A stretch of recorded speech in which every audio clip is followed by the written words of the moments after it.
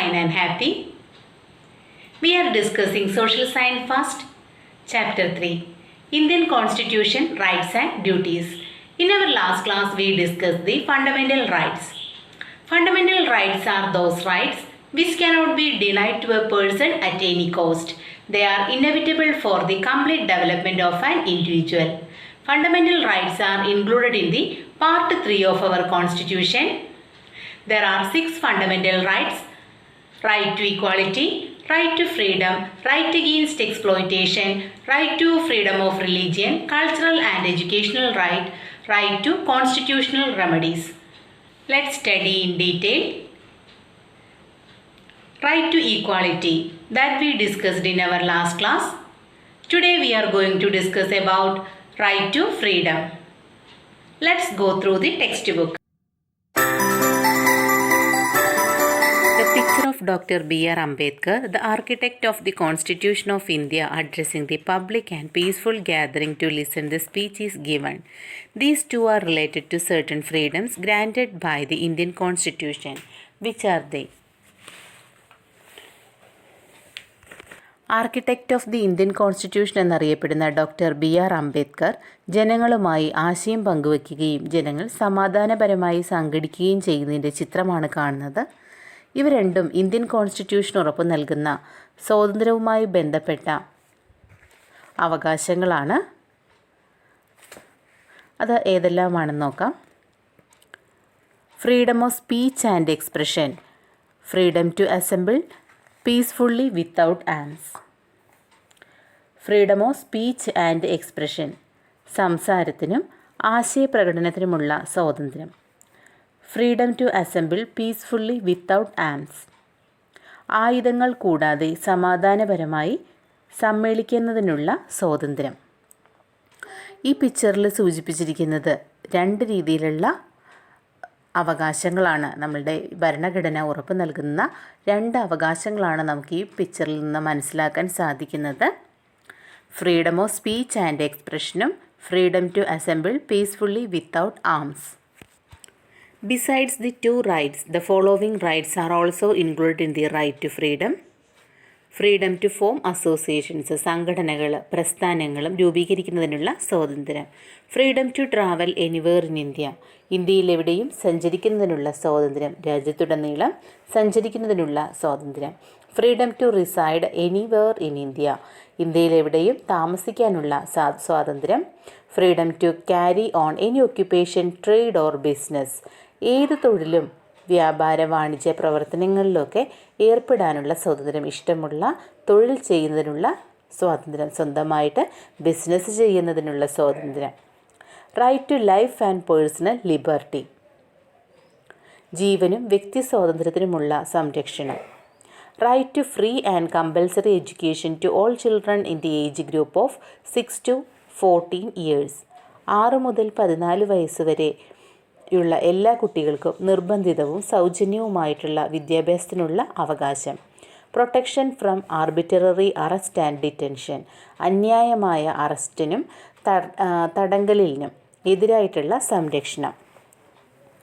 Right to freedom is very important in a democratic state.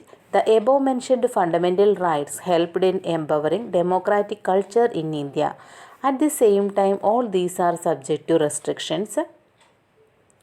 They cannot be enjoyed in such a way to cause threat to the unity and peaceful atmosphere of the country. സ്വാതന്ത്ര്യത്തിനുള്ള അവകാശം, right to freedom എന്നത് ഒരു democratic കൺട്രിയിൽ വളരെയധികം പ്രാധാന്യമുള്ളതാണ്. Right to freedom എന്നുള്ളത് നമ്മളിപ്പോൾ കണ്ട fundamental rights ഇന്ത്യയിലെ democracy ശക്തിപ്പെടുത്തുന്നതിന് വേണ്ടി, ഇന്ത്യയുടെ ഡെമോക്രാറ്റിക് കൾച്ചർ ശക്തിപ്പെടുത്തുന്നതിന് സഹായിക്കുന്നതാണ്. അതേസമയം ഇവയ്ക്കെല്ലാം നിയന്ത്രണങ്ങളുമുണ്ട്. ഇതിനെല്ലാം നിയന്ത്രണങ്ങളുമുണ്ട്. രാജ്യത്തിൻ്റെ ഐക്യത്തിനും സമാധാന അന്തരീക്ഷത്തിനും ഭീഷണി ഉണ്ടാകുന്ന തരത്തിൽ ഈ സ്വാതന്ത്ര്യം അനുഭവിക്കാനായിട്ട് നമുക്ക് കഴിയില്ല. They cannot be enjoyed in such a way to cause threat to the unity and peaceful atmosphere of the country. രാജ്യത്തിൻ്റെ ഐക്യത്തിനും സമാധാനപരമായ അന്തരീക്ഷത്തിനും ത്രെറ്റ് എന്ന് പറഞ്ഞാൽ എന്താണ്? ഭീഷണിയാവുന്ന തരത്തിൽ ഈ സ്വാതന്ത്ര്യങ്ങളൊന്നും അനുഭവിക്കാനായിട്ട് നമുക്ക് കഴിയില്ല. Next is right against exploitation. ചൂഷണത്തിന് എതിരായിട്ടുള്ള അവകാശം. ചൂഷണത്തിന് എതിരെയുള്ള അവകാശം.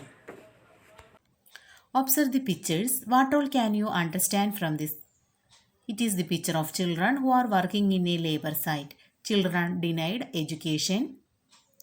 Children engage in dangerous works. In India, there exist different type of exploitation including child labor. ചൂഷണത്തിന് എതിരായിട്ടുള്ള അവകാശങ്ങൾ.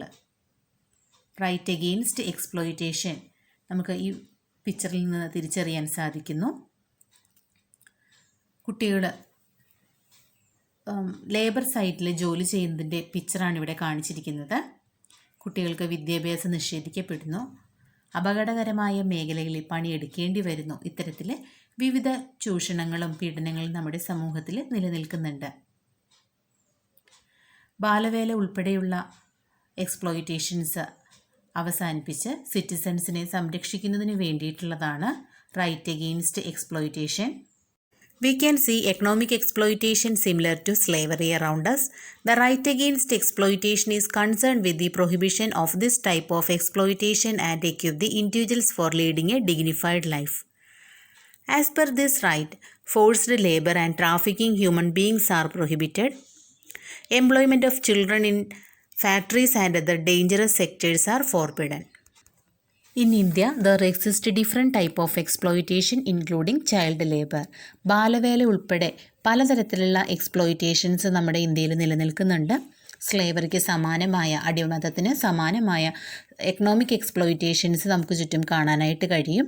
ഇത്തരത്തിലുള്ള എക്സ്പ്ലോയിറ്റേഷൻസ് പ്രൊഹിബിറ്റ് ചെയ്യുന്നതിനും നിരോധിക്കുന്നതിനും ഒരു ഡിഗ്നിഫൈഡ് ലൈഫ് നയിക്കാനായിട്ട് സിറ്റിസൺസിനെ പ്രാപ്തമാക്കുന്നതിനും വേണ്ടിയിട്ടുള്ള റൈറ്റാണ് റൈറ്റ് അഗെയിൻസ്റ്റ് എക്സ്പ്ലോയിറ്റേഷൻ എന്നുള്ളത്.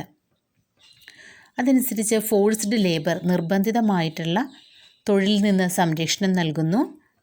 ട്രാഫിക്കിംഗ് ഹ്യൂമൻ ബീയിങ്സ്, മനുഷ്യ കച്ചവടം, മനുഷ്യരെ മറ്റ് ജോലിക്കും മറ്റുമായിട്ട് ഒരു സ്ഥലത്ത് നിന്ന് ഒരു രാജ്യത്തു നിന്ന് മറ്റു രാജ്യത്തേക്കൊക്കെ കടത്തിക്കൊണ്ടുപോകുന്ന അവസ്ഥ, ഇതെല്ലാം നിരോധിക്കുന്നുണ്ട്. Forced labor and trafficking human beings are prohibited. Employment of children in factories and dangerous sectors are forbidden. 2014 സമാധാനത്തിനുള്ള നോബൽ സമ്മാനത്തിന് അർഹനായ ഇന്ത്യൻ വംശജനാണ് കൈലാഷ് സത്യാർത്ഥി. കുട്ടികളുടെ അവകാശങ്ങൾക്കും വിദ്യാഭ്യാസത്തിനും വേണ്ടിയുള്ള പ്രവർത്തനങ്ങളാണ് അദ്ദേഹത്തിന് പുരസ്കാരം നേടിക്കൊടുത്തത്. ബാലവേലയ്ക്കെതിരെ രൂപീകരിച്ച ബച്പൻ ബചാവോ ആന്തോളൻ എന്ന സംഘടനയുടെ സ്ഥാപകനാണ് കൈലാഷ് സത്യാർത്ഥി. ലോകമെമ്പാടുമുള്ള നിയമനിർമ്മാണത്തിലൂടെ കുട്ടികളെ അപകടകരമായ വിധത്തിൽ ജോലി ചെയ്യിപ്പിക്കുന്നത് തടയുന്നു. 2002 മുതൽ June 12 world day against child ലേബറായിട്ട് ആഘോഷിക്കുന്നു. അന്തർദേശീയ ബാലവേല വിരുദ്ധ ദിനമാണ് June 12. Right to freedom. The Constitution of India contains the right to freedom given in Articles 19, 20, 21, 21A, and with the view of guaranteeing individual rights that were considered vital by the framers of the Constitution. It is a cluster of four main laws. 1. Article 19. Rights to freedom of speech and expression, assemble peacefully and without arms, form associations or unions, move freely throughout the territory of India, and practice any profession or to carry any occupation, trade or business. Article 20. Protection in respect of conviction for offences. Article 21. Protection of life and personal liberty, right to education, right to health, right to environment, right to shelter, right to privacy, right to speedy trial, right of the prisoners, right to legal aid, right against cruel and unusual punishment, right not to be subject to bonded labor, right to travel abroad, right against solitary confinement. Article 21A, regarding obligation of the state to provide free and compulsory education to all children of the age 6 to 14. Article 22, regarding protection against arrest and detention in certain cases. Right to information. Right to information has given the state as a fundamental right under Article 19(1) of the Constitution in 2005. Article 19.1, under which every citizen has freedom of speech and expression and have the right to know how the government works, what role does it play, what are its functions, and so on. Right against exploitation. The right against exploitation given in Articles 23 and 24 provides two provisions. Article 23, Prohibition of traffic in human beings and forced labor. Article 24, Prohibition of employment of children in factories.